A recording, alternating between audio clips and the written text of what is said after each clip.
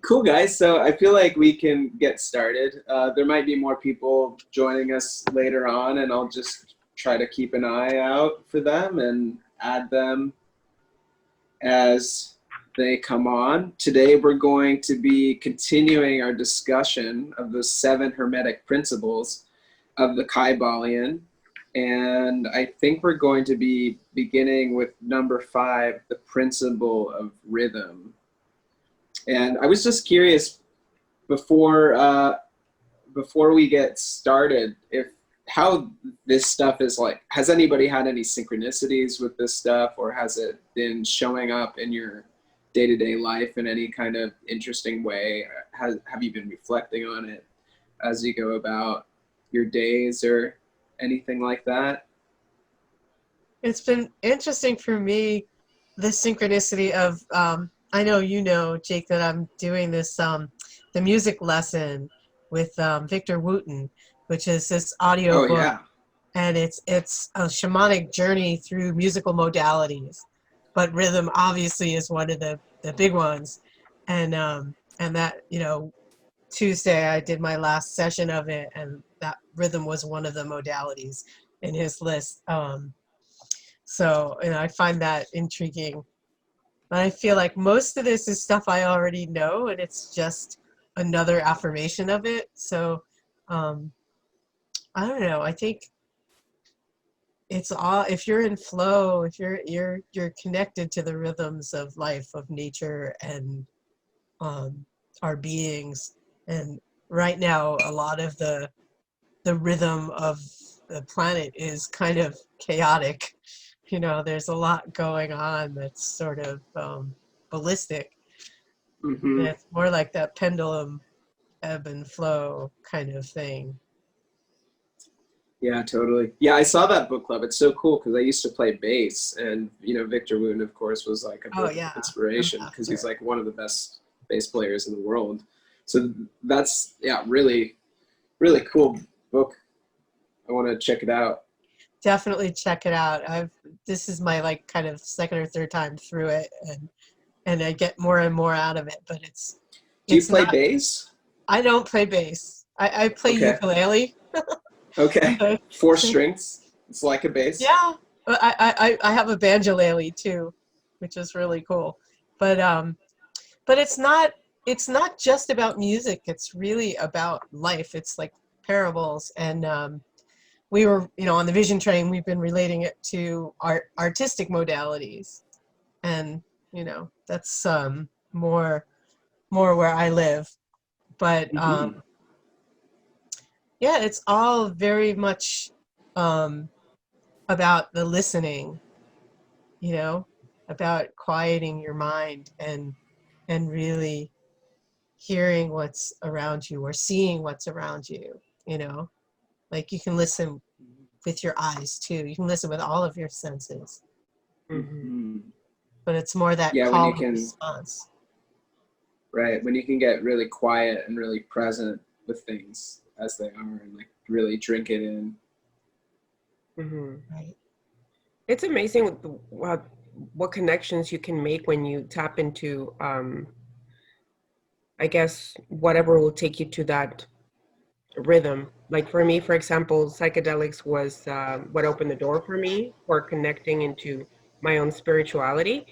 And ever since then, I've been looking to connect with others. So I've been looking into organizations that promote the use of psychedelic for psychotherapy. And through those people, I found out more things about what retreats were around my area. So now I don't feel like I need to save money and travel to South America to do this. Now it's at my fingertips. And I also got connected with people that are into psychedelics, but also mushrooms. So I've been spending a lot of time in the woods, just connecting to nature. And I've been finding a lot of edible mushrooms. So I'm bringing them home. I'm eating them. I'm also putting that energy inside my body. So it's crazy how it all came down from a psychedelic experience and has evolved into my love for plant medicine and plant anything and healing in that sense.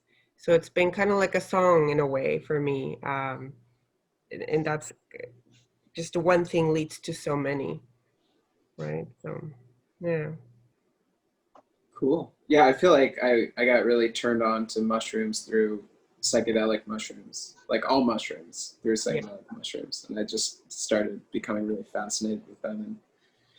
And I Mhm. would, go around kind of like foraging in the forest and just see what mushrooms I'd find and Yeah. just trip out on them because they're really trippy. They're really Yeah. fascinating little life forms. Oh, they're amazing. I found my first puffball mushroom, which is like looks like a white ball, and I brought it home and it was so exciting. It was just like I Yeah, love we them. just had one like a week ago that we found on our property, and we it's cool. It's sort of like the tofu of the mushroom world. Yeah. It doesn't have a lot of distinct flavor, but it absorbs all these different flavors. And Hmm. it's kind of fun to play with. For A little sure. marshmallowy. That's true. Cool. I've been big on the lion's mane lately. Oh Like yeah. here's my friend makes these. It's just they're so good. It's so good. Like it's incredible actually. I'm almost addicted to it. It's like when I don't have it, I notice such a decline in my cognitive abilities, and when I have it, I'm so much sharper. Mhm. No way. That was on my list because I heard that it's something to do with like neurogenesis. It helps your Hmm. connections and all that stuff. And Paul Stamets has this thing called Stamets 7 that's a tincture, and it's lion's mane and turkey tail and cordyceps and a few other really good things all together. But wow. I do like lion's mane powder and in tea, um, and sometimes I do. Stamets has the thing with a micro dose of psilocybin and using niacin, Niacin, yeah. right? And yeah, that's been really cool. Like it's good when I'm gonna go deep into art and I want to like just Hmm. be on. It's like it just gives it a different level. Hmm. Yeah, the lion's mane is almost like microdosing, but without the the subtle perceptual distortions from the psychedelics. It's just like very Right. sharp, creative, clear, high cognition abilities and stuff like that. I heard if That's you take it what's with the black artichoke bottle. extract. Oh, sorry. I was going to say, I heard if you take it with artichoke extract, it works even better. Cool. Did you say X-Lax? No, artichoke. I take it with artichoke extract. Oh, And it's artichoke extract. That's much better. tremendous. I was a little worried for a moment. Yeah, you need just very little, like one pill of the artichoke extract, and it sort of works synergistically. Right on. What So, exactly guys, was that, Jake, in that bottle? This is lion's mane extract. So lion's mane is a like puffy white mushroom, and my friend here is a kind of clandestine alchemist of sorts who creates extractions of various mushrooms and essential oils, and also creates, what are they called? There's Tinctures? tinctures, but there's another way that's spur. I don't know. There's another word for like tincture or extract. That's like, Okay. it'll come to me. But, Concoction. it's a really fun word. I just don't There's remember also what it is right now. like bitters, but that's specific, a different kind of. The word will come to me. I promise. come to you. You gotta I'll stop just like focusing we'll on be in the middle of talking about something else, and I'll just be like, "Oh, it's like Take that." some lion's mane. It'll help you. Yeah, I need to take more lion's mane. I'll find it. But Decoction? Decoction? starts with a. It's like it starts with a SP. That's all I remember. Hmm. Okay. Did you guys, when you read this, the principle of rhythm, did it seem almost like it was like, I got the gist of being a superpower almost. The fact that one can manipulate or control the flow of the ebb and flow of the polarity, and just being in control of that is almost like a superpower. That's what I got from it. Like to orchestrate. You know, it's like it's huge. Have you ever been in a music jam where one person tips something and then everybody's sort of creating this thing that's greater than any one person, and it's got a life of its own. Mm-hmm. And you can manipulate it, you know. You can like make it faster or slower, or you can bring the you know, the rhythm up, or like keep it low. Mm-hmm. You know, I've done fire circles for 20-30 years, and when the drums get cooking, you know, the dancers can move the drummers in a certain way, and vice versa. You know, like everybody at some point like has the reins, but we're all driving the bus together, you know. There's something really magical about it, and it is very powerful for sure. Mm-hmm. Yeah, for Absolutely. me, this particular segment in some ways was the most powerful. Again, I think it's very oriented towards the mental moods and emotions, and also frustrating for me. The frustrating part about it was, you know, when they talk about the Hermetic master or the advanced student,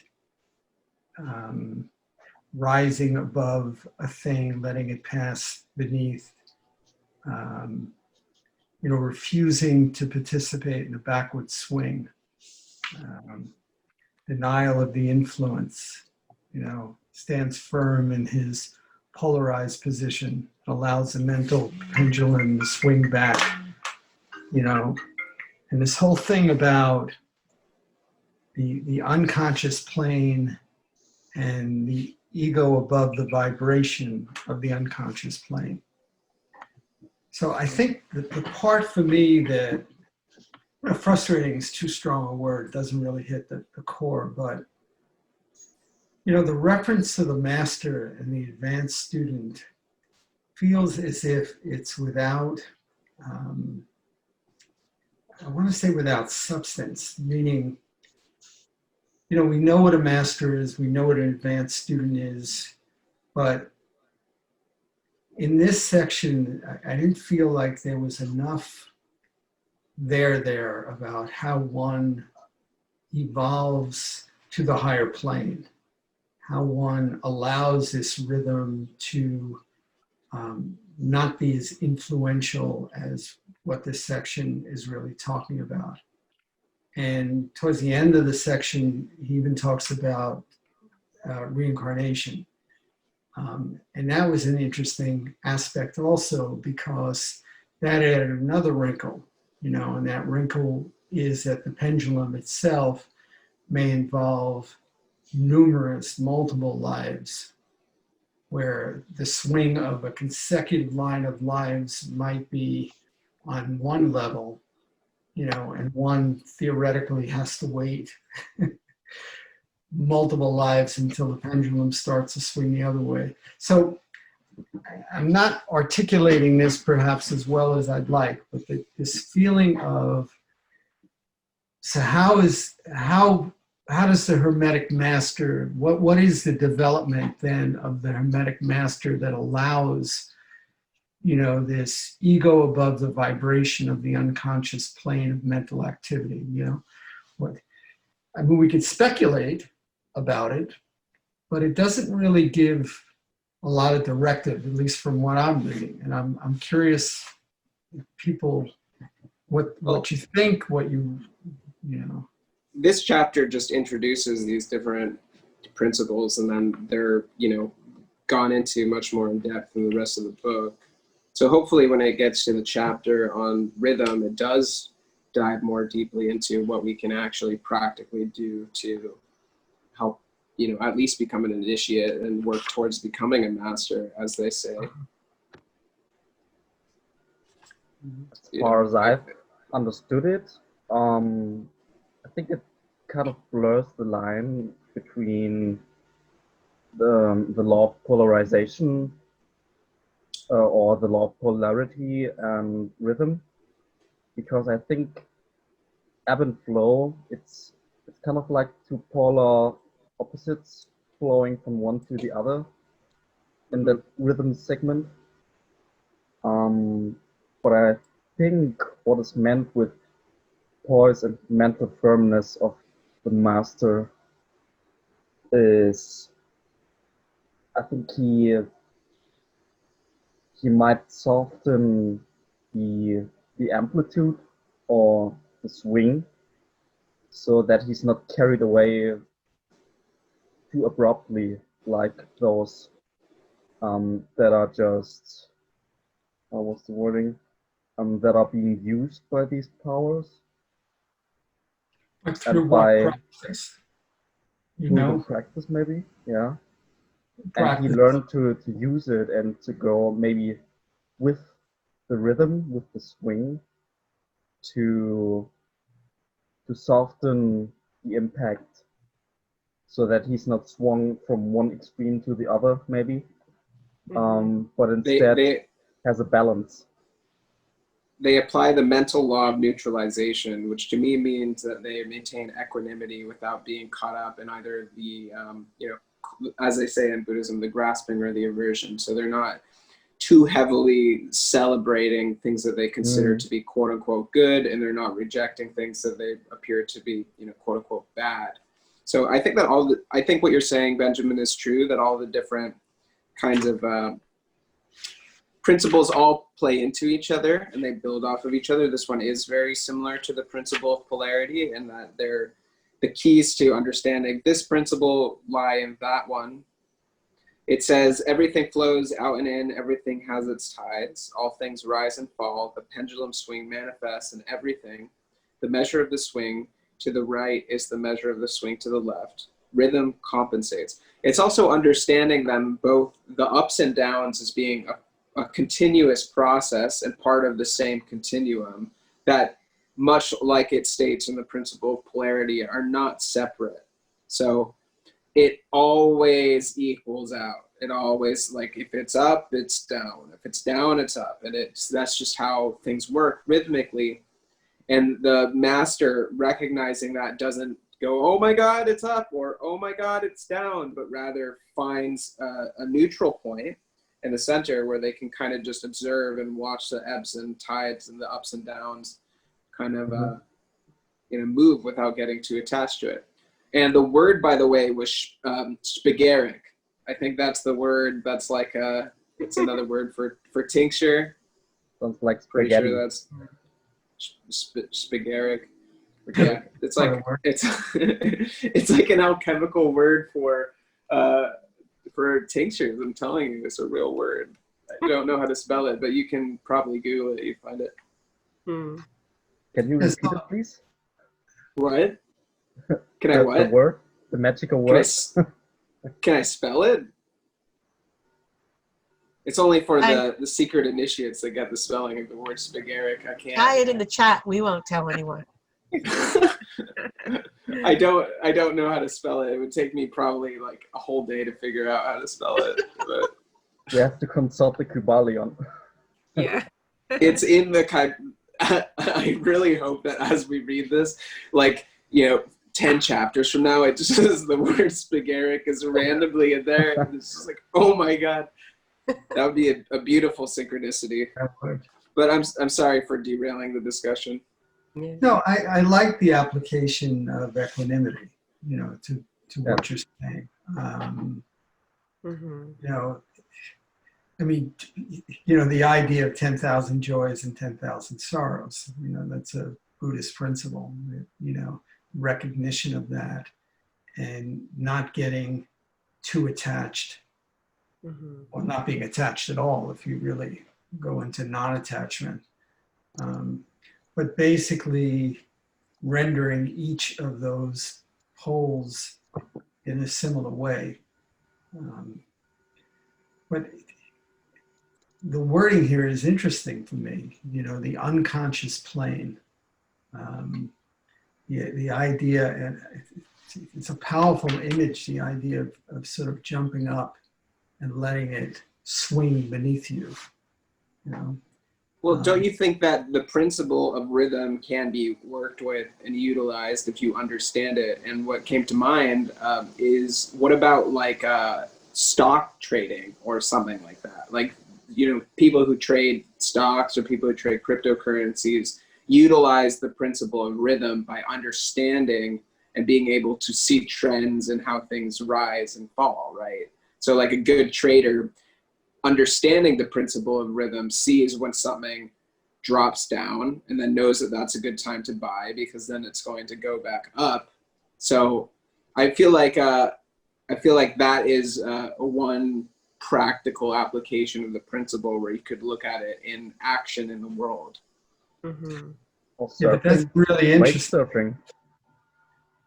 surfing. What's interesting about that, Jake, is that, you know, professionals have spent lifetimes trying to predict, if you will, the very rhythms that you're talking about, you know, and they come up with all these different formulas to attempt to do that, you know, and they create, and now, you know, with supercomputers, and they put in all these variables to attempt to understand these rhythms. It's sort of like, how do you become this master that is not so much at the effect of the rhythms, but more able to, I don't know, control or flow with the rhythms in a way where they're not so damaging, you know, emotionally, not so demoralizing in a way.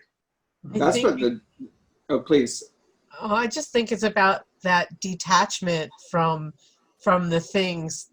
Like, if you can look at the things that happen to you in your life and not see them as happening to you, but as just something that's happening, and ride that in a way. It's like being outside of your brain and not being in the thinking or the need to give meaning to everything that happens, but just being able to watch the rhythms and not and it, like, it's like standing in the ocean but not being pulled by the tides. I See, find that it. makes, Go ahead. I'm sorry, Emily, I was just going to say that makes perfect sense, right? But that is, in a matter of speaking, the application of sort of Buddhist thought to this. And I'm really curious if, in fact, from the Hermetic masters' point of view, if that is the case. That's the thing that I was sort of searching for, is to understand, not for me to apply things that I've learned from other either theories or cultures or approaches, but I'm really curious about the Hermetic master and what that means, independent of, it's like equanimity or it's detachment or any of that. Mm-hmm. Oh. To me, it's frustrating because there isn't a perfect flow to take this principle of rhythm. Like Jake was saying, I mean, you can have the principle of rhythm and use it in the stock market and be extremely successful, and all of a sudden you have all these things and all these materials and create this life, and then you can rule over other people and by using the principle of rhythm. But when it comes to mental mastery and using the principle of rhythm, it's really hard because ego is not going anywhere. We're always going to have ego present. So it's almost like you can get this superpower by using this principle, but realistically, do masters even get there? Like, do they even develop this gift of being able to absorb the rhythm and control it? So in the case that, let's say, anything happens, are they able to have that mental mastery not to be affected by the things that are coming in by just honing that principle of rhythm? So this is where I find it frustrating, because it's like it can go either way. You can use it for good, you can use it for the other side, but there is no, I don't vision the mastery of that. I get the point of how, but right? Well, you know Maybe what? the ego, maybe the ego is also subject to the principle of rhythm, and maybe it is like there is a rhythm and a swing to our identification with the ego as well. I think when I think about this, the spiritual system that comes to mind the most is Taoism, because the I Ching, for example, is all about fluctuations of rhythm. That's what the I Ching is it demonstrates how things change. That's why they call it the Book of Changes. So I feel like the Taoist masters really have emphasized this principle above anything else. And it's what the Tao is. The Tao is finding that center point in between the pendulum swing. Mm-hmm. Yeah, I find it interesting that, you know, I understand that this is all a translation, but nonetheless, it says, you know, the operations consist in the raising of the ego above the vibrations of the unconscious plane of mental activity. This is really interesting, this idea of, I mean, so much of what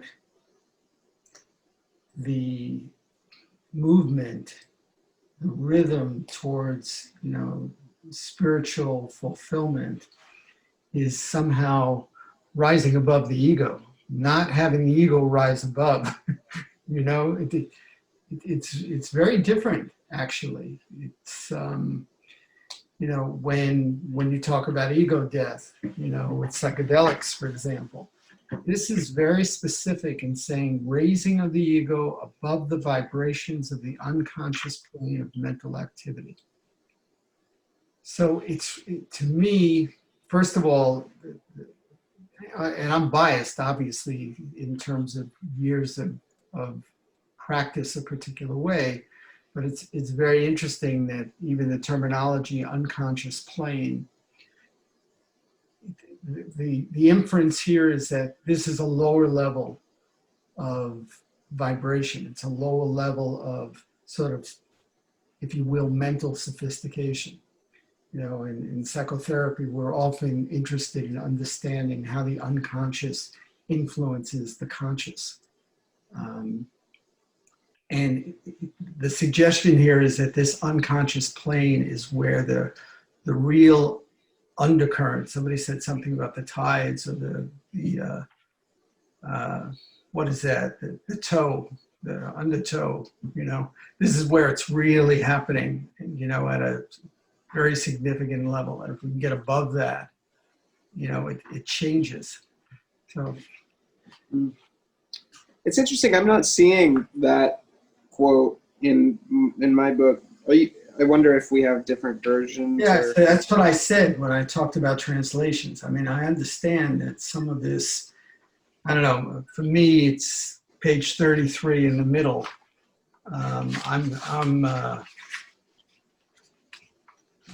Which one this is?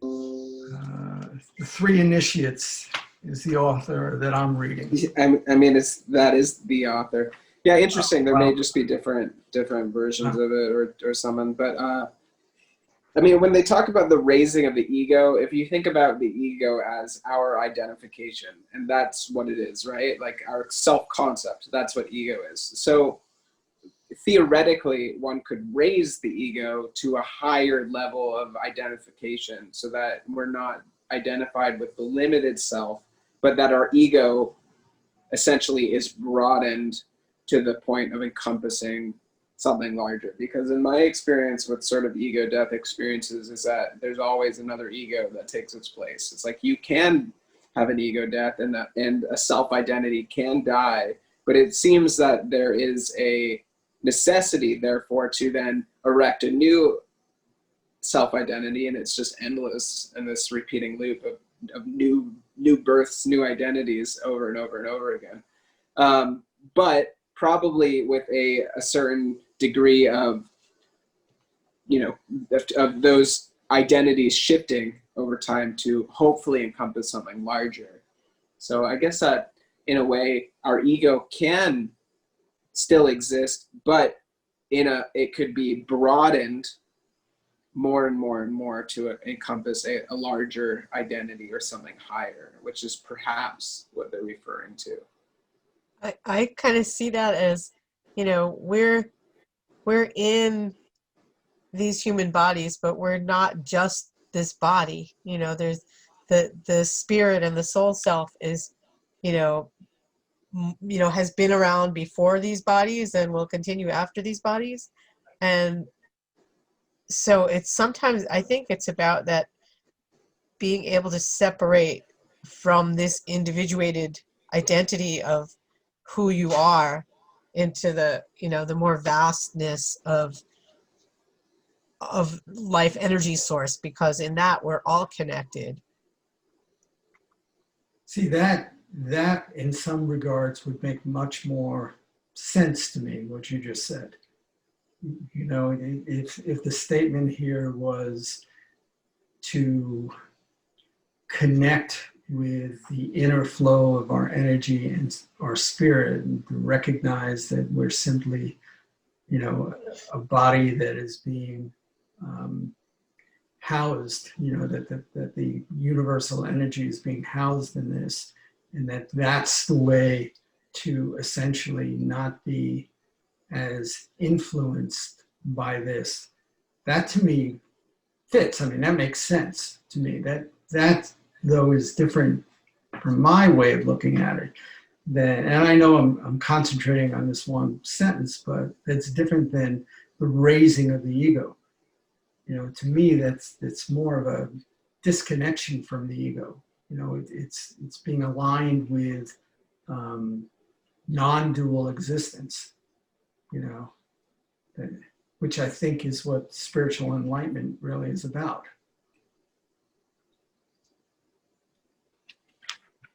I think that Hermetic masters are, like other spiritual masters, and that a lot of the kinds of traits that we would consider inherent in spiritual masters in general would apply to the Hermeticists just as well. I mean, it's kind of like the perennial philosophy. And so the Hermetic axiom is kind of like the Western team on that spiritual front, but the findings of the masters of Hermeticism, I think, are pretty much the same as like Buddhism or Hinduism, just different symbol system and different, words.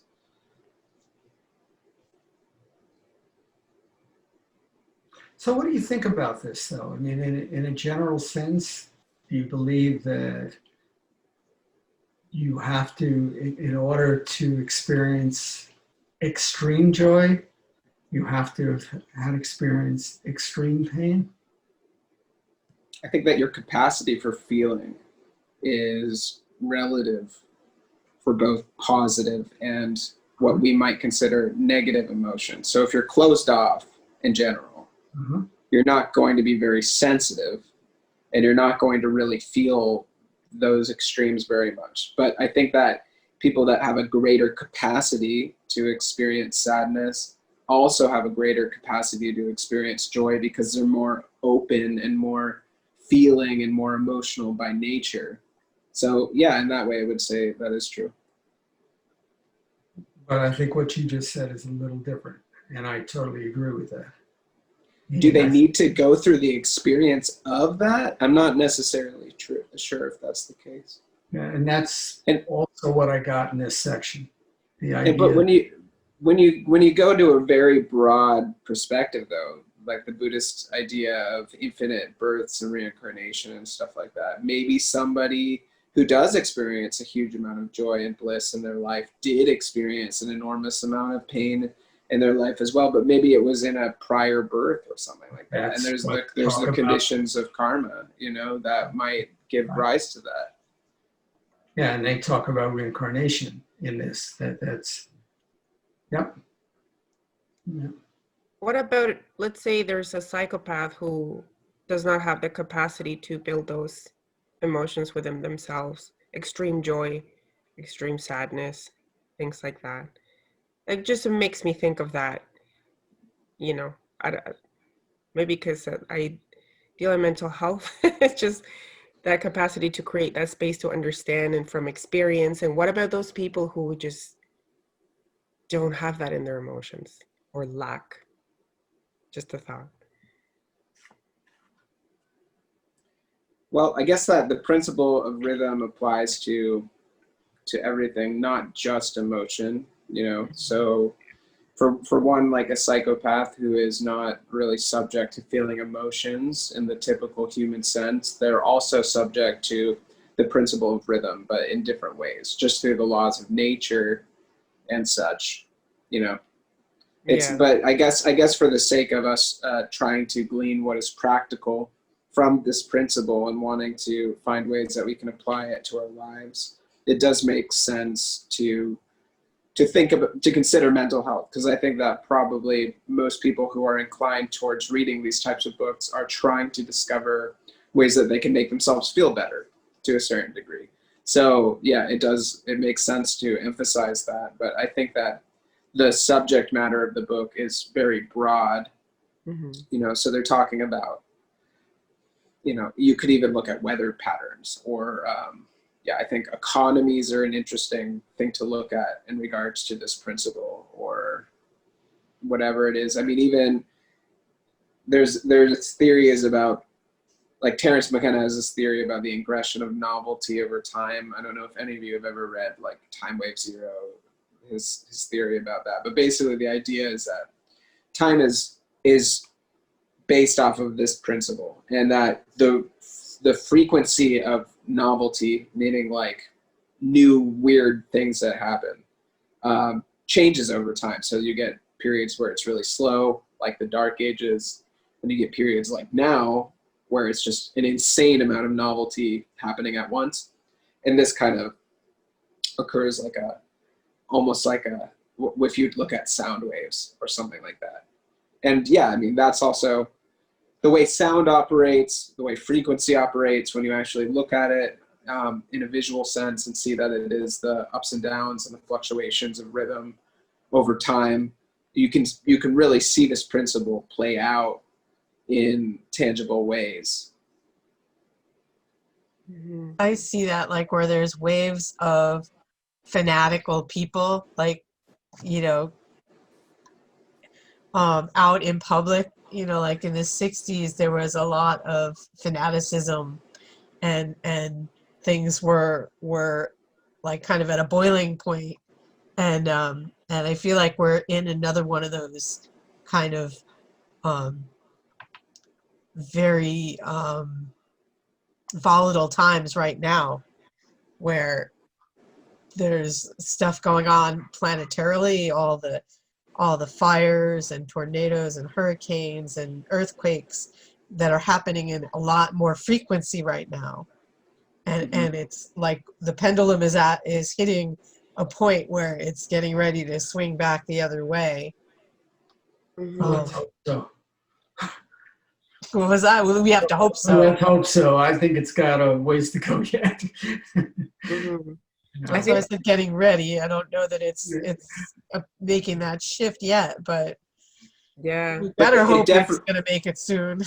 It definitely will, no matter what, though, right? Like, I mean, even worst case scenario, it's like the total degradation of all human civilization. The Earth certainly is going to then swing in the other direction of regeneration. We'll still be here. Yeah. Yeah. So I think in a lot of ways, these principles require us to maintain a perspective that's very removed from our kind of personal identification and our human affairs, because they're dealing with something much larger. Like the Hermeticists who wrote this stuff were astrologers and looking at huge, vast expanses of time, processions of the stars, things like that, that really take us out of our kind of like day-to-day immediate human affairs. So the more kind of macroscopic view you can take with these principles, I think the more we can begin to understand them truly. I find that it's a little bit difficult in the times that we're experiencing right now, because when I think of the principle of rhythm, I think also of it as a movement, as a dance that we do with one another. We feed off our own energetic flow and that vibration and that frequency, but we're being told to stay home, to not show our faces, to put masks, to, everything. It's like that connection has been broken into screens now, so it's a lot different. But this is where I think where our magic can be developed indoors by using, some Hermetic principles and learning. So this, I see in the flow of that, that ebb and flow, I see that we're able to still use that connection and that vibration, but we have to do it from within now. Whereas before we used to do it in person with others. So there's a lot of fear that's fueling what's running in our communities, with our families, with our friends, all over the place. So I think this is the time to kind of emphasize on that principle of rhythm and do it from within, so we can kind of radiate that out in another way, because we're not able to do it personally anymore as much. It's I think that something there's, that oh, sorry. go for it. Just I think that there's two levels to that. One is finding that within, and the other is sending your energetic feelers out to a wider area than just your personal being, so that you can feel that connection with people even when you're not physically right there in the same room. Mm-hmm. Like I could give you a virtual hug right now and you could actually feel it. Mm-hmm. You know, like it's just, we're just learning this new language, this and the internet and technology connected with the natural world, and how we can use it as a tool and not let it use us. Yeah. I also agree with that. And to put it in other words, these last decades have been very extroverted in a sense, very active for the human race. And now it's like the pendulum swings into introspection, you know, or introversion. After all these decades of extreme extroversion and outwardness, this is a time of, you know, being alone or being only with the closest of family members or loved ones, as the extreme opposite to the beforehand extroverted times. Yet at the same time, we still get to feel a different kind of connection, like you said, via internet, via Zoom. So it's like not the opposite at all. It's the same thing, but a different kind of rhythm. Or to put it in musical terms, maybe a different kind of octave.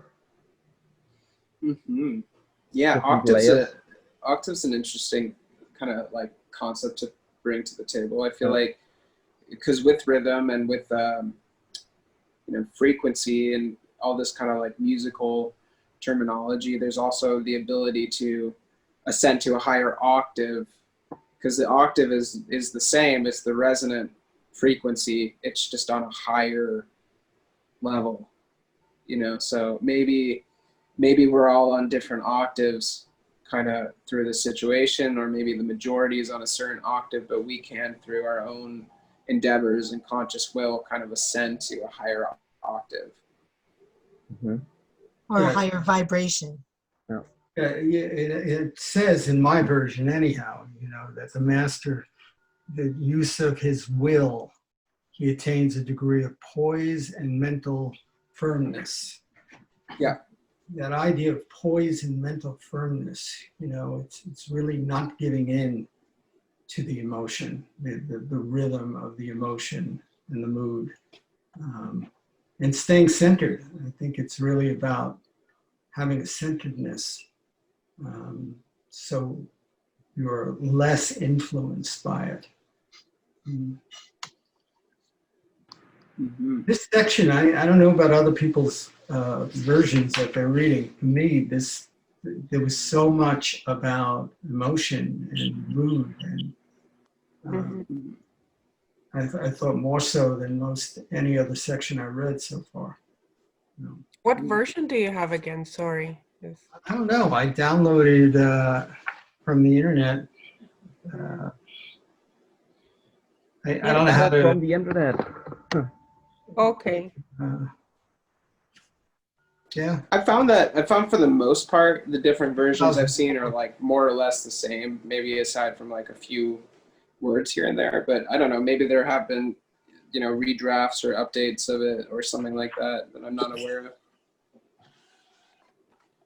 How would you guys feel about possibly moving our discussion onto the next principle, because I would love to try to capture all three of these principles before the end of the session, which would give us about a half an hour to discuss the last two. And then after that, the next week, we can continue to read fourth and move on with the other chapters. So why don't we move on now to the principle of cause and effect. Every cause has its effect. Every effect has its cause. Everything happens according to law. Chance planes of causation. Nothing escapes the law. So for me, like just immediately, this makes me think of karma in a kind of like Hindu or Buddhist sense of how things are the results of our karma, and that nothing ever happens by chance, that everything has a seed somewhere, everything has to take root within the causal plane. And just curious about what you guys think of this principle. I think it's an interesting one, and I agree with it. And I also think it's one that can be really, if you get caught up in it, it's like saying, oh, it's fate, and all these things happen to me, blah blah. I have no control over it. But really, it's if you believe in the karmic law, it's not necessarily the action and reaction on an obvious level. Like, it can be things from your past lives that are playing out in this lifetime, or things in this lifetime that play out in another lifetime. But yeah, I believe wholeheartedly in cause and effect, and I think that we can change the effects by our personal behavior. If you're kind to everyone and you show gratitude and love, and that's what motivates you, then that comes back. It's like the law of return. What you put out comes back to you, in different ways. And I've seen that in my life for sure. When I've been frustrated and given anger and stuff, I get stuck. And when I'm in a place of gratitude, then everything I need is right there for me. Something I like about this principle is it gives us like a responsibility is a word that comes to mind, where a lot of people operate through their lives with the kind of misunderstanding or the delusion that things just happen to them, or that they're victims or something like that. But this law, the principle of cause and effect, it puts into focus that we, to some degree, have responsibility for all the circumstances that arise in our life, or at least that everything that arises is, otherwise caused by something, whether it's systemic or, that there is a cause to everything. Nothing really happens by chance or randomly. It could either be a product of our own actions, or it could be a product of the environment or the culture or the laws of nature, etc. And then it's also the effect that you create. Like, if something happens in your life, what you do in response, that's a cause and effect as well. Like, if something really tragic happens and you step up and work through it, like, you created that effect. Or if you crumple up in a ball and just sort of give up, then that's another cause and effect. And cause and effect, it's all like a ripple. Everything is either a cause or effect. That when it happens, there's a cause, and then the response is the effect. But that response can also be the cause of the next thing that it affects. So it's like dominoes. It's never ending. That's why it's said on the book, it's like play the game of life, pretty much. But I wanted to ask you guys what you thought of this. This was towards the end of of this principle, it says, the masters obey the causation of the higher planes, but they help rule on their own plane. In this statement, there is condensed a wealth of Hermetic knowledge. Let him read who can. What do you guys understand from that? What I'm understanding from that is that there are simply natural forces higher than our human spheres, you know, which also can cause an effect on us. And this is not our plane of reality. I think it states that we might make use of the principle of cause and effect on our plane of human existence. Yet there are other higher planes similar to the thought of the all, and that you cannot explain the all. The all is all, and it's beyond our human comprehension. And there's it also said that the all can never be described, that it will always be some kind of mystery to us. And from these kind of mysteries come certain other causes and effects, which affect the lower planes, our planes, but we can't escape these ripples being caused by these higher planes. But we may cause differences or effects on our plane. That's what I'm getting from it. Yeah, I'm kind of equated the word plane here to consciousness. You know, the higher our consciousness, the different kind of impact we have in the world. So from a higher consciousness place, we would naturally embrace and understand this very concrete principle, cause and effect. Everything is a cause and effect, no question. You know, just because chance, I really like this part of it, the chance is simply an interpretation of something that has a cause and effect without us understanding what the cause is, so we call it chance.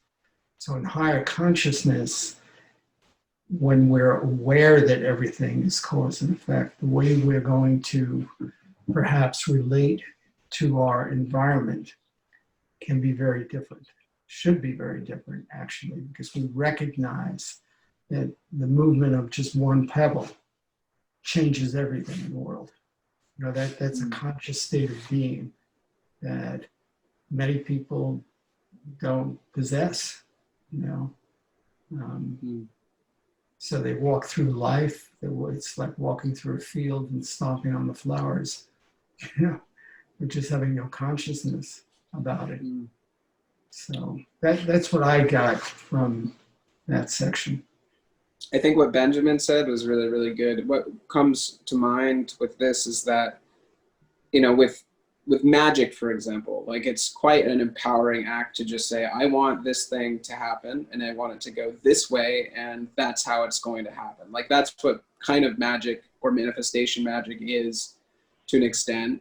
But, you know, people who do that, magicians of all kinds, like, you know, you can't really do like some kind of ritual and expect for suddenly the laws of gravity all throughout the universe to not be in effect anymore and for everybody to be able to fly around. So like Exactly. the law of gravity is one of those, the causation of the higher plane. It's a higher law. However, there are certain things that exist within a field of probability that are possible given those higher laws as outcomes within this plane that we do have agency to be able to affect through a variety of different means, whether those be magical or just simply practical.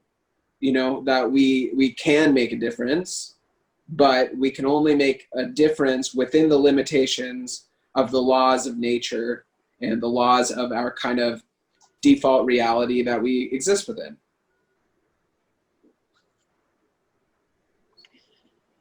Though Thank those you. lines, there's a blurring of those lines in some areas.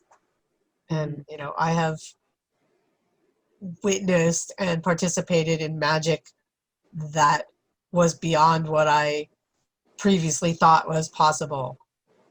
So, you know, like I said, those lines are a little bit blurry in some areas around the borders of the shadows. Mm-hmm. But I mean, I agree. technically speaking, nothing is impossible. Some things just have like a very low level of probability. But like, you know, even what I mentioned with suddenly the laws of gravity like not existing and people being able to fly around, not impossible per se, just a very low Improbable. level. It's very, very, very, very improbable. But, you know, who's to say it's fully impossible? Novelty. I think it's a really good way to look at all of this. You know, the Hermetic laws as just being the fundamental context in which everything else exists. You know, all of these principles. I want to ask a question. What do you guys think about this sentence? The Hermeticists understand the art and methods of rising above the ordinary plane of cause and effect to a certain degree, and by mentally rising to a higher plane, they become causers instead of effects. What is that? Can you discuss that a bit? Mm-hmm. I'm very curious about how to use this information in everyday life. I am interested in the philosophy, but to me this says, like, how do you use this? How do they, what does that look like? Well, I think it's this kind of law of attraction piece. It's how you look at things, how you determine what can and cannot be. You know, you can. I mean, it's like you're not rising above the cause and effect as much as orchestrating your own cause and effect. To me, it's Mm-hmm. basically just manifesting what you want. That's like when I read that line is, yeah, it's that, just putting it in your head and making it happen, just manifesting that.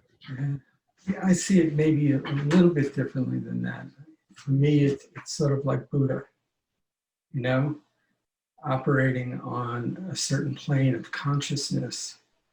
And that plane of consciousness having the opportunity to influence other people's planes of consciousness. I think people were drawn to him because there was some way in which he was viewing the world and operating in a world that was quite different than how they were operating, you know, and people, I think, were sort of drawn to elevate their consciousness. You know, so when I think about the masters on a higher plane being a cause, I think part of it, and maybe this is too concrete to think about it this way, but part of it is sort of causing the evolution of consciousness, you know, causing the ability to allow people to start to rise, you know, to a higher plane of being. That's sort of the cause. And you know, it's sort of that, I think we all know the story, you know, with, I think it was Thich Nhat Hanh, who was on a boat, people were panicking, and he just maintained a tremendous stillness, you know, and everybody sort of calmed, you know, because he was vibrating that way, you know. So he caused people without really doing anything. You know, I referenced Mahatma Gandhi today in a group, and I mean, all Mahatma Gandhi did is said, you know what? You can do whatever you want, but I'm not going to eat as long as his nation is doing what it's doing. But do what you want, you know? And of course, he completely changed the course of, you know, history and the nation and the consciousness. So he was operating, I think, on a higher plane. I mean, just to put this in a concrete way, I do the same thing when I read this, is how can this apply?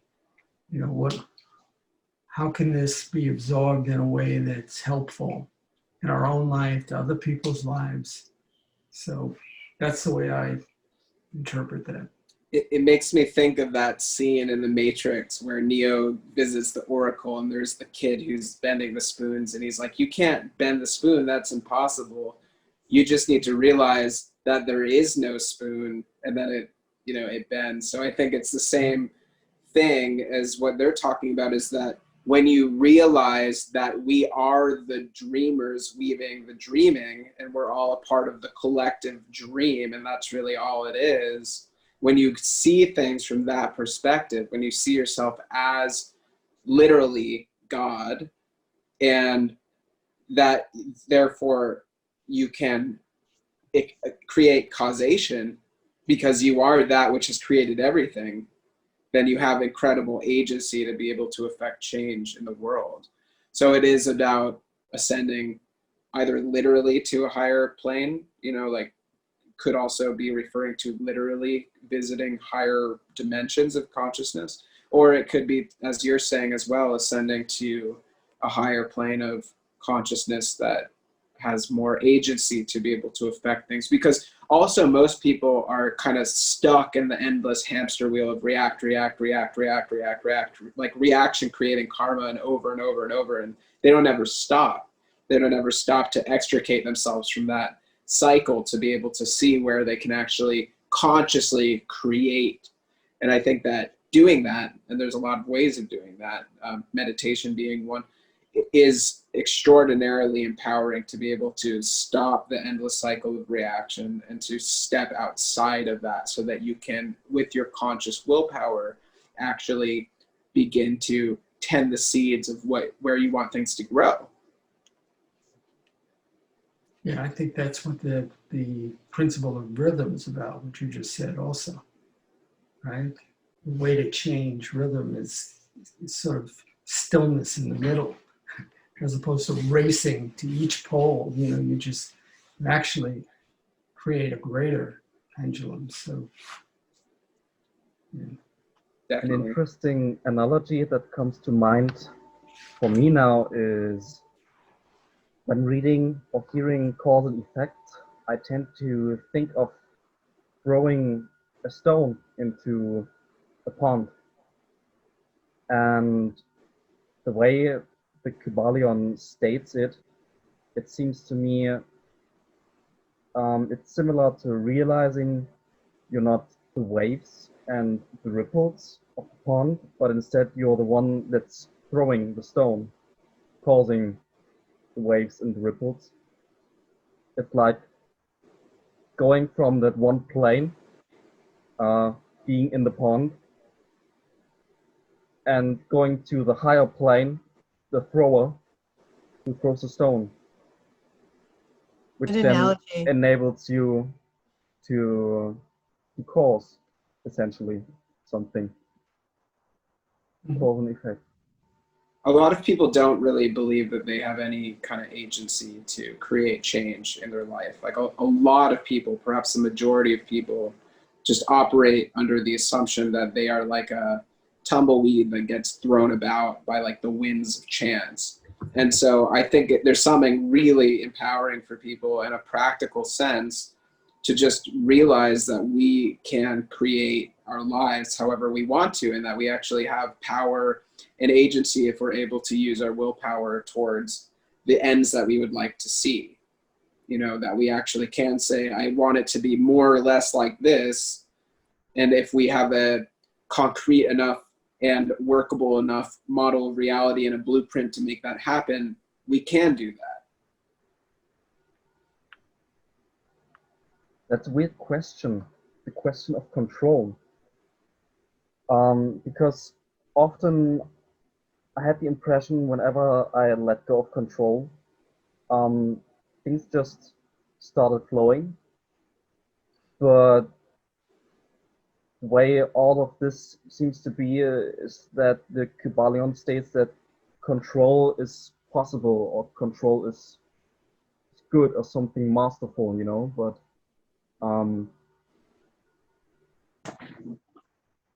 I think it feels kind of weird to me, this seemingly complete control that's basically just another illusion maybe of the ego. Definitely Benjamin. That's No question about it. yeah. I think, instead of maybe looking at the terminology of control, when I read this, it really feels like harnessing.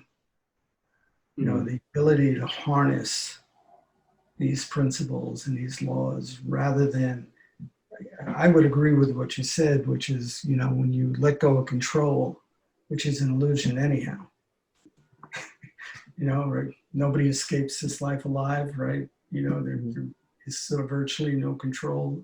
And the more we try to control and really, in a manner to ease our anxiety, the more restricted we are, So the idea of harnessing, like harnessing the wind and harnessing, these principles, the harnessing of understanding that we do cause, you were talking about something, Jake, I see it all the time, this sort of idea of learned helplessness. There's so much learned helplessness in the world, that is the sort of state of being so exasperated at not being able to impact the world, you just give up to apathy, and it is the very opposite of what you're saying. It's not a state of agency. It's really quite frankly a state of victimization, So I think the word control is, kind of loaded in a way. You know what I mean? It's a powerful word. I know in the Aboriginal culture, like we talk about feeding the black wolf and feeding the white wolf, and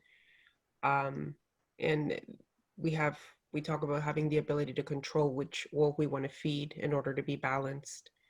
And so, when I hear control and that being a bit of an illusion, it's like, where does that fit in that belief? Is it needed? Like, do we need control in order to be balanced? If not, how do we become balanced without it? I think it's a balance of control and letting go at the same time. Mm-hmm. And I see it in government, like, the democracy in the United States where I live.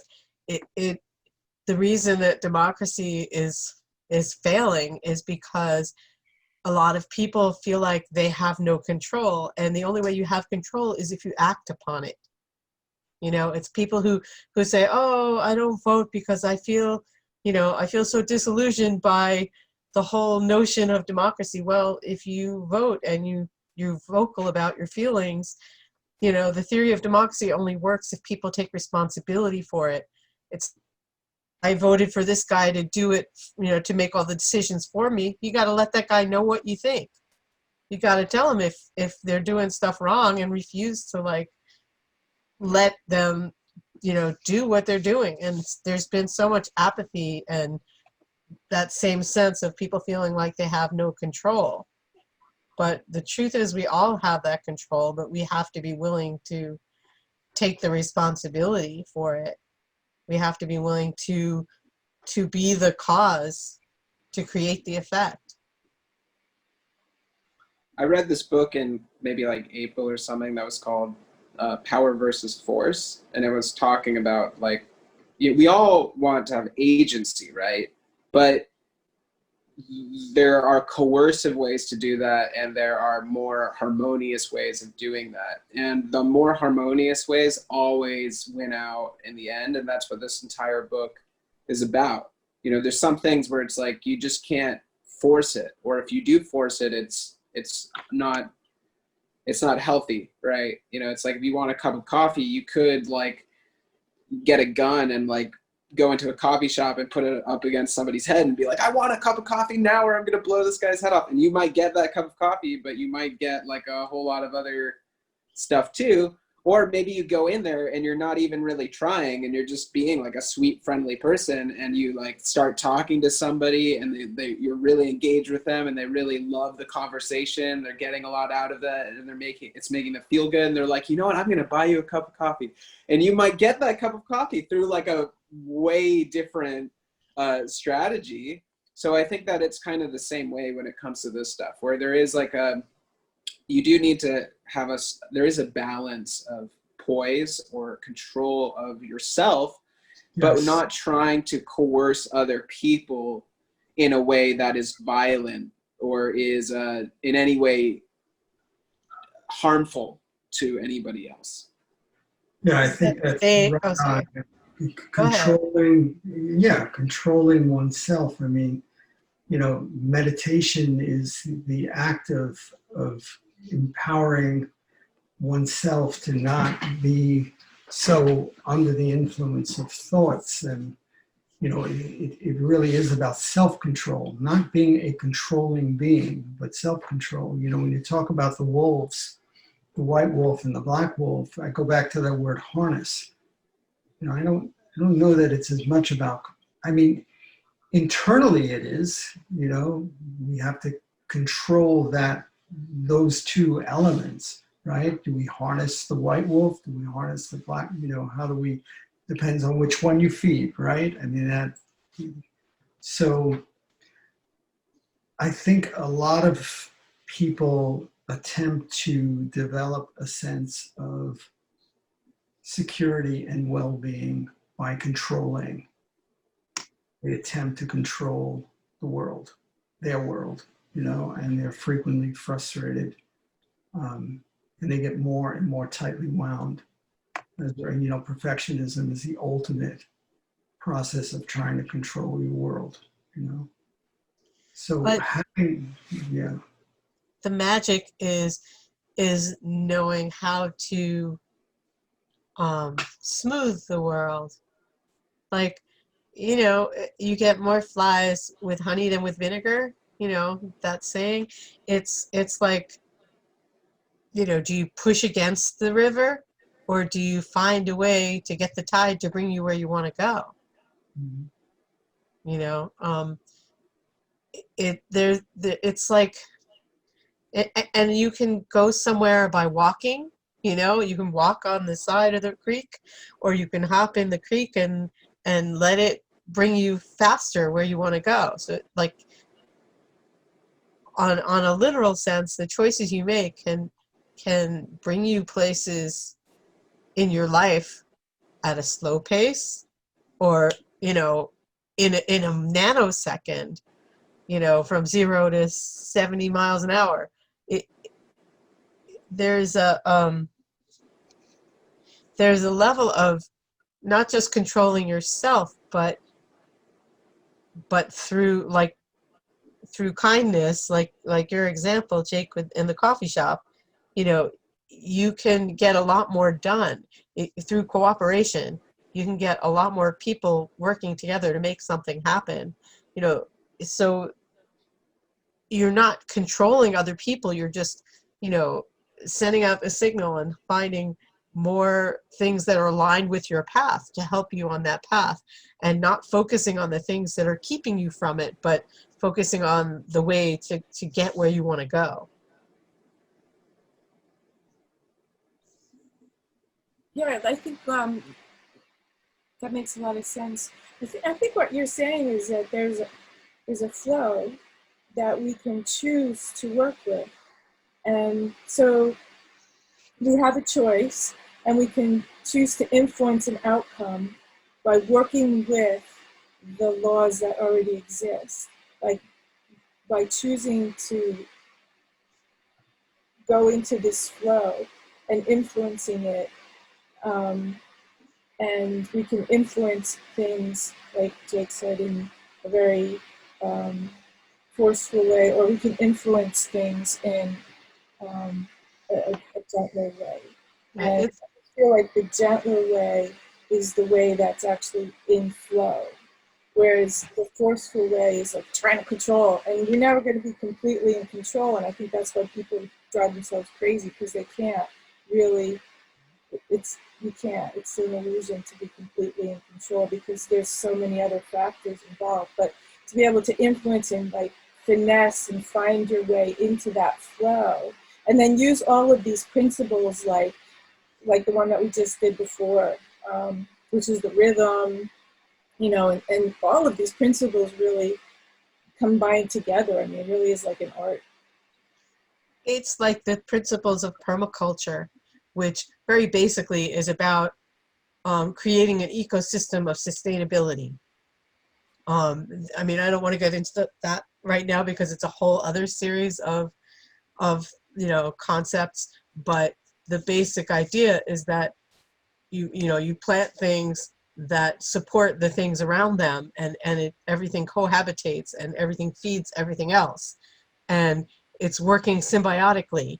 And so you create less effort, more yield for less effort, and your garden is happy because everybody's playing nicely together, you know, and everything is supporting everything else. And I think that that's kind of a great rule of thumb for life, and that being in that flow is finding ways to work symbiotically with everything around you, and then everybody's getting what they need, and everything is sustainable.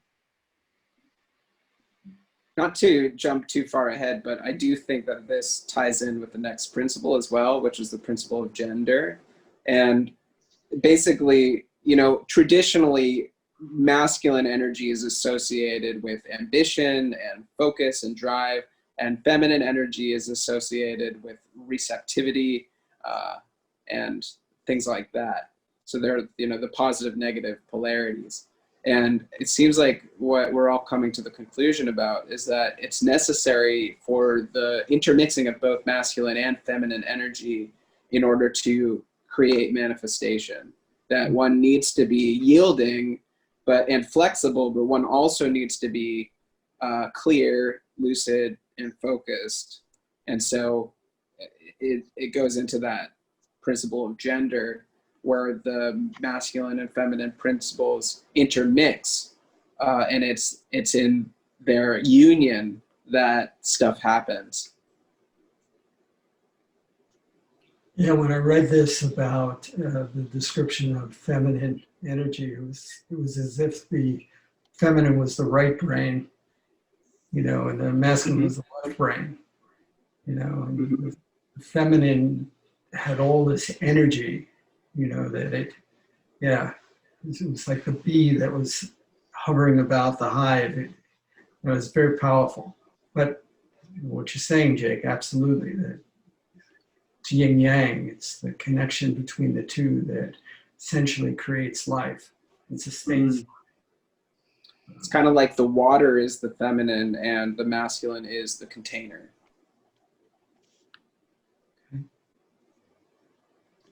But then again, the feminine is also symbolized by the chalice. Right. Which is itself container and liquid. Right. I was going to say that, and the feminine is also the container of the womb that births life. Yeah, maybe that was a bad analogy. I just mean that it seems like, based on your analogy, Dad, that the feminine is like the changing, right? The principle of motion, and that the masculine is more of the static one or something like that. I mean, the feminine, I mean, it really came across for me, the feminine has so much energy, you know, so much fluid energy, you know, the creative force really, but needs, you know, the masculine in order to materialize all of it collectively. I see it in some ways that the feminine is emotion and the masculine is action. Though there's a lot of other analogies, but that's definitely one piece of it. Or thought and feeling. What do you guys think about, like, when you're creating art? Do you think that's feminine or masculine in nature, or both, or like a mix? Oh, absolutely. Definitely both. For anybody who's had like an experience with you know, plant medicine and things like that, personally, I don't know if, and hopefully somebody can relate, but I've had the experience where when it comes to, for example, using ayahuasca in the past, I always get this feminine energy. Obviously, Mother Ayahuasca, that's what the indigenous call it. And when I have tried something like 5-MeO DMT, I've experienced like this really masculine energy. So from the astral plane of outside the earth is very masculine, but within the earth is very feminine. Can anyone relate to that? It's just me. I've definitely had different plant medicine experiences. I've felt more feminine or more masculine. And again, to me, that quality is something to do with how actionable the state of consciousness is. Like when you're on ayahuasca, you're opened up to such a degree that you are just fully receptive. Like you're not the one so much who's like guiding the experience, but when I've had experiences on like Wachuma, for example, it feels much more kind of solar, where you can be more directed and you can literally go about your life and create action. Like you could go on a trek, you could like be very active in that state. So I think that there is something about those polarities which also relates to plant medicine. However, what it says here is that every male thing has the feminine element and every female also contains the male principle. And I think that that's also true when it comes to those traditional associations. Or it's also interesting, as you might know, within Spanish or other languages that have more feminine and masculine delineations than we do in English, how certain things like, the sun, for example, is ascribed to be masculine, whereas the moon is ascribed to be feminine, and how even within those things that have traditional ascriptions to being either masculine or feminine also do contain the principles of their opposite energies within them. Yeah, I think the key to this principle is integration. So period. This is shadow persona. This is, Anima polarity. animus. Yeah, anima animus, absolutely. And, the integration of it that allows for the creation of life and the light force. And,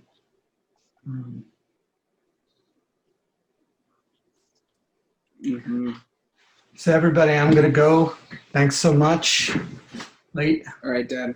I love talking to you, all you guys, and I'll see you next week. And thanks for coming again. Okay, great. Bye. See you soon. Good night. Yeah, so the tarot card Temperance, which is also art in the Thoth deck, if you use the Thoth deck, is all about the marriage of masculine and feminine energy, right? And that's really interesting. If you even think of temperance like forging a blade, where you heat up the metal so it's super, super hot, and then you pour water on it to cool it back down, how you can use these masculine and feminine principles to be able to affect certain outcomes.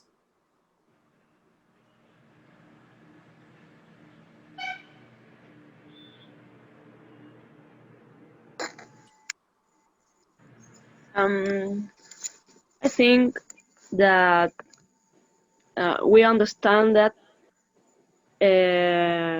like humans, we live here in the duality, and we try to understand feminine and masculine, like in this world, in this plane. So it's difficult to us to unify that. So, but we have to understand that we have that two forces within, but here we try to understand that with, for example, try to find it in someone else, like my energy, for example, is feminine. I need a masculine energy. So that's because we create life and we try to recreate that energy and that unified with, but we have it within. So I think that someone to realize that, like Buddha, um, uh, just don't need everything in the external world, because she realized that we have everything within, everything in our conscience, and we are God, and but we are here to experience that, and we are here to experience to be a human. Uh, so we have to choose if we want that, or want to illuminate or whatever, to be a Buddha. I see. So it's just to choose. I see a lot going on right now. Evolutionarily, I see this sort of blending, the whole like gender fluidity and non-binary gender identification, just becoming more to the surface. More people are identifying in that non-binary way, or in a gender duality within their being, or cross-gendered. It seems to be more than just people are being more open to it. It seems like evolutionarily, more and more, like I see so many teens and young adults in my world who are on that spectrum, and I think it's about really embracing the masculine and the feminine within the one being. Mm-hmm. Mm. The interesting thing about that, and I think you're right, is that even though, so somebody may be like gender fluid, there still seems to be, in order for like romantic love to exist, the meeting of the polarities of masculine and feminine, regardless of whether that's like a same-sex couple or not. Like there's still that, it's like the desire that we have to have that meeting of masculine and feminine is like, because we know that that's where creation occurs, and we're all seeking that creation to feel that, like that God power, which manifests in sex with actually the creation of physical life. But Right. even beyond that, there seems to be an inherent drive, even if somebody's homosexual or something like that, that still drives us towards the union of like feminine and masculine polarity, or some people find that through creative expressions as well, which I feel is the same kind of alchemical merging of energies, but it occurs within ourselves more so than finding it through another person. Mm-hmm. I think we have to be also very mindful of society's construct and how our children, like me personally as a mother, I'm seeing a lot of this new generation very confused when it comes to the feminine and the masculine energies. There's been even my own child and their friends being confused as to where they fit in. Um, are they bisexual? Are they gay? Do they like boys? Do they like girls? And this is based on the sex education they're receiving in school. It seems very confusing because now there's gender fluid and non-binary, cisgender, and they have to learn all this information and apply it into their life spiritually, mentally, in all kinds of ways. So we're going to this transformation, which in a way it's beautiful, because it's beautiful to embrace both sides, absolutely, within ourselves. But there's also this confusion that is creating a new generation of people that are not really in touch at the forming stage, because they don't know where they stand in, right? My experience of it, and then maybe it's just the world that I travel in and that my kids were raised in, but I see so many kids who are just naturally comfortable in that ambiguous space. Mm-hmm. And that they have no problem identifying themselves, and they have more agency to do that in our current culture, though I don't know, there's two sides to that too, because there's a lot of places where it's getting, it's moving backwards. It's getting more rigid and more confined. So it just happens that where we are, it's not. And my kids are in a middle school, high school that is very, very good about gender identity, and there are a lot of kids who have chosen to switch their gender identity and taken a different name, and all of the teachers and other students accept that and respect that. And I feel like I've grown a lot from my association with that. And I've never had a problem with any of it. I feel like everybody has a right to love who they love, and it doesn't matter what shape or size or color or gender. It's all love is love. What could be wrong with it? Absolutely. And I think you bring a good point, because it does affect in different communities. Like maybe the community that you're in is more embracing and accepting. And where I am, for example, we have a really high population of Sikh people, they immigrate here and they come in. So it's beautiful. I love it. But because of that different type of culture, it causes there's a different effect, right? And so I think as parents or as people who are in touch with those both energies, obviously it's up to the parent to teach our children those things. And so when the confusion came up, I obviously talk about how it is absolutely beautiful to embrace both energies, and whatever they choose to do is I accept it with all my heart. But at the same time, we have a lot of kids growing up in environments where that's not as accepted, and there goes another generation of people who are going to struggle in all kinds of ways. Yeah, it's definitely cultural. I mean, it's really interesting here in Bali, for example, in like Balinese culture, there's a historical long tradition of people like cross-dressing and people playing the roles of other genders in their religious plays and stuff like that. So it's just something that people kind of grow up with, and it's more normalized. And it's also their gender roles are totally flipped. Like in Balinese culture, women do all of the work pretty much. Like they do all the physical manual labor, and that's, kind of opposite of what is typical in Western culture. And it's interesting too, there's a big Russian population here, and the Russian population is so cut and dry about the man's role and the woman's role, or like the masculine role and the feminine role. And it's like, like if a man wanted to like split the bill with a woman, that would be just like heresy. They'd be like, what? Like, you're the man, you pay for everything. And that's just, their roles are extremely cut and dry like that. And I don't know, because I'm not in that culture, how that is, and if there is some kind of ease or I don't know, it's more defined. Like, I don't know if there's an advantage to that being more defined or not. Like, I'm not sure how that works. If you were a transgender person in Russian culture, that would probably be really hard. They don't accept it at all. As a matter of fact, in Russia, the gay and transgendered people are they're persecuted.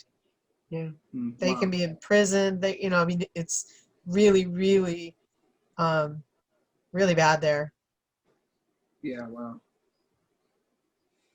Yeah, and then all this stuff. I mean, it's interesting to look at gender on the kind of on the level of personality or even physically, but then what they're talking about here in this book, I think it's a much broader application of the word gender, and I think it harkens back to the principle of polarity, where a lot of the principles, and I think we should, before we kind of end this discussion for the last 15 minutes or so, also kind of recap and discuss how all of these principles, now that we've gone through of them, kind of bleed into one another. A lot of the principles, it seems, whether it's the principle of polarity, or it's the principle of rhythm, or it's the principle of gender, are about these middle points where it's not about swinging to one extreme or the other. It's not about male or female, but rather how do the two blend together and how do they synergize with each other? And that's where kind of change can really be affected. Mm-hmm. I've noticed this in my life. Hi, by the way, I just joined in today. My name is Pooja. Yeah, so I'm in an art school, and I've been thinking about these feminine and masculine things, and I realized that when I'm creating art, I have a very feminine way of creating art, just like Cobrain, it's like visionary art, and I just go in the flow of things. But in my school, which is very structured, even though it's an art school, they're like, you have to show up storyboards, you have to plan everything beforehand, you have to, you have to keep updating them on what you're doing.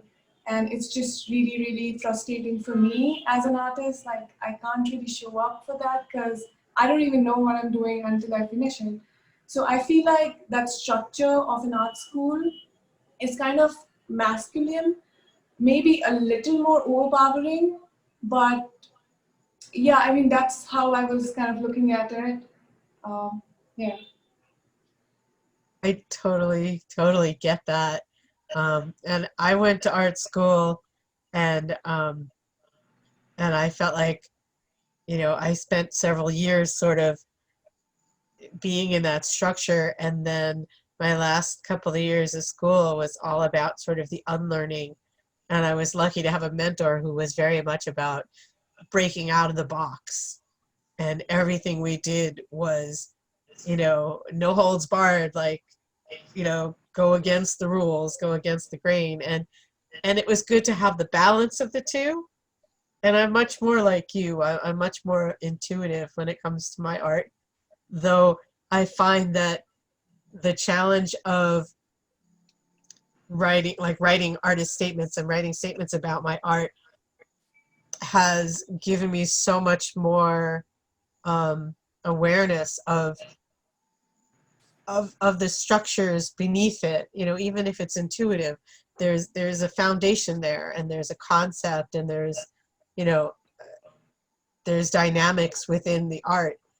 It's really good to be aware of that, even if it's during the process or looking back at it. To be able to articulate what those things are is really, really valuable for communicating. Art is definitely one of those subjects that has there's definitely a divergence between people that take a masculine or a more feminine approach to it. And I personally, in my experience, feel like the best place to be is somewhere in the middle. Like, it's good to have technical training, which is kind of more the masculine side, right? Like, to study, for example, classical realist drawing and painting is very masculine and very kind of traditional and rigid, and there's a system and there's right and wrong and all that stuff. And it's also really good to be in touch with the intuitive, and it's also really good to be able to play with abstraction and to just use a color because you like it, and not have to, it doesn't have to fit and conform to a particular kind of rule or system. But my favorite artists are the ones that seem to be able to blend the two together in a really beautiful way, where it's like creative and it's expressive and it's a bit abstract, but it's also like technically refined and well crafted and stuff like that. I guess like Picasso is an interesting example of somebody whose career really demonstrates either the marriage of the two, the masculine and the feminine, or at least like the swinging from different poles of the extreme. Because when he was like 13, 14, his father was an art professor, and he grew up in this really rigid classical art training where he could paint like a master classical realist painter by the age of like 12 or 13. And then after that, just spent the rest of his life deconditioning and just getting extremely, abstract and extremely expressionistic and simple and, just playful and all of that. And you can see that his art was informed by that foundation of knowledge and structure and training. But yeah, it sometimes takes that. It's like, you know, if you have somebody who just throws art on a canvas for no reason, you know, and without any intention or foundation, it's just paint on a canvas.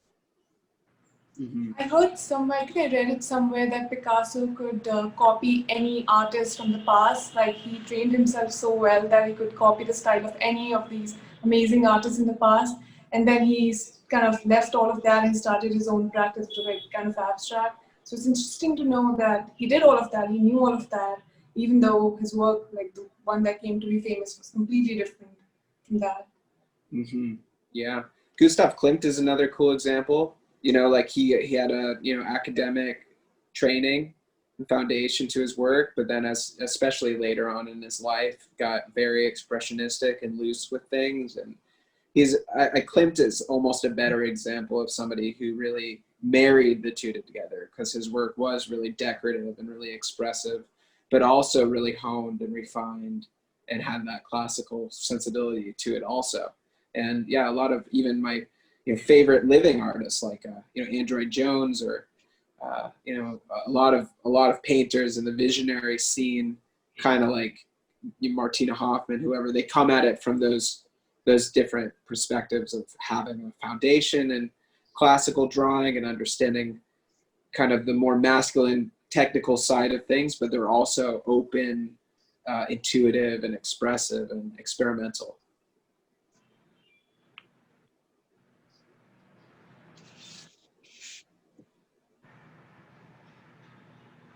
It'd be really cool to be able to talk about, like, obviously, no, not here, but it just to talk about people's art, like the feminine and then masculine energy in, let's say, Chetsar's work, you know, like that would be such an amazing conversation. Let's get Chet on the call next week. Let's talk. Right? Yeah. I'm sure he'd be down.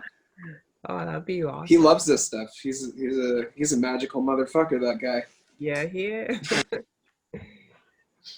It's also interesting to know, especially within the visionary art world, so many people have so much esoteric knowledge and foundation in that as well. It's not just the artistic technical background, but the spiritual background of, you know, Buddhism, Taoism, you know, all of the arcane, the alchemical, the sacred knowledge is, you know, is very much informing a lot of the art.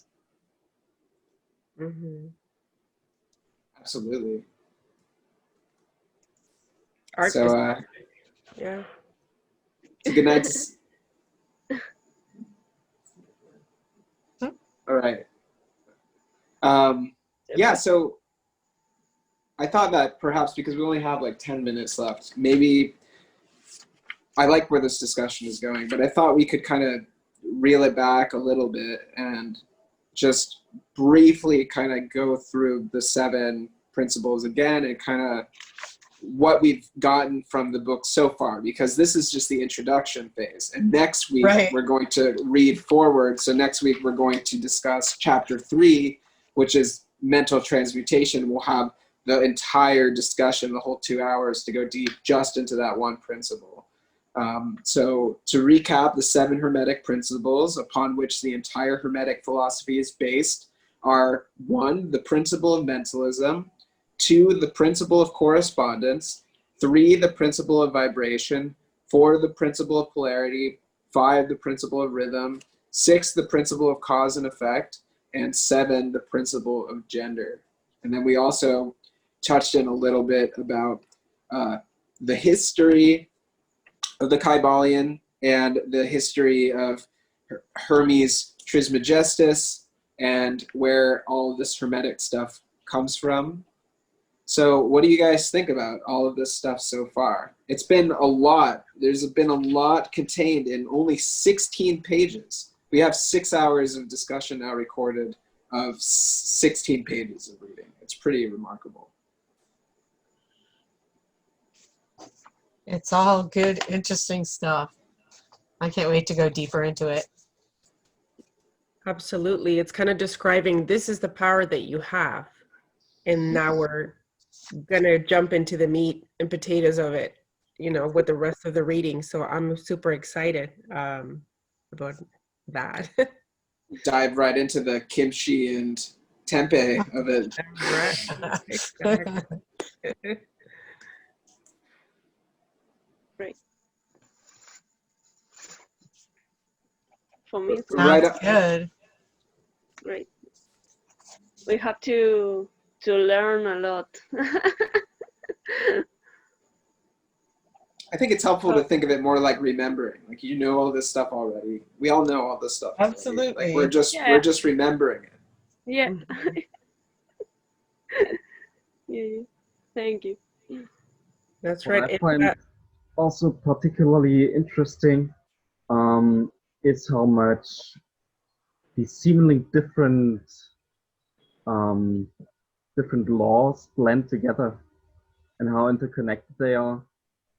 And sometimes I found it even hard to find the difference sometimes, you know, because That's they where they're bleed going so much deeper. into each other.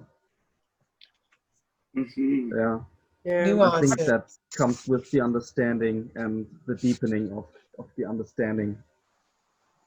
That's what's exciting, because a lot of things that we may personally have experience with has come to a point where it's completely ineffable, that where do you go from there? And so when you read books like this, they put the content into words and you're like, oh, okay, that's what it's about. And so that's what's beautiful about what's happening here. Mm. There's also this thing about 7, like the principles of truth are 7. He who knows these understandingly possesses the magic key before whose touch all the doors of the temple fly open. And 7 happens to be my favorite number. And there's something about 7, you know, even you know, the new Tool album, Fear Inoculum, is like all I based knew on like you would say it. I knew Yeah, I you know would you almost got mention to Tools. it without mentioning it.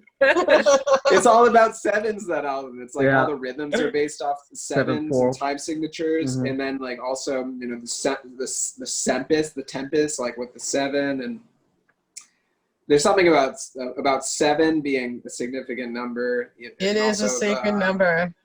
The 777, which is all about you know, Crowley's book on correspondences with the Kabbalistic tree of life, and something about 7 going on. There's 7 dwarfs.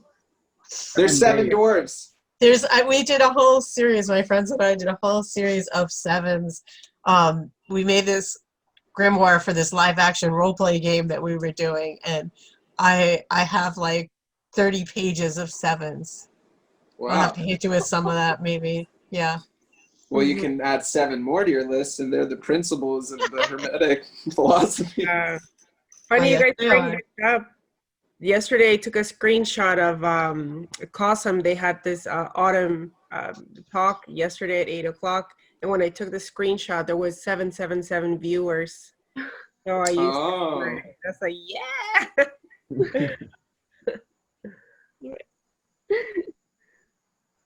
Very cool. Yeah, that was the autumnal equinox. Was good stuff. It was. Right on, guys. Well, this was fun. Let's do it again next week, same time. And we're going to read this next chapter, which is chapter 3, Mental Transmutation. So moving forward with some new content, that should be fun.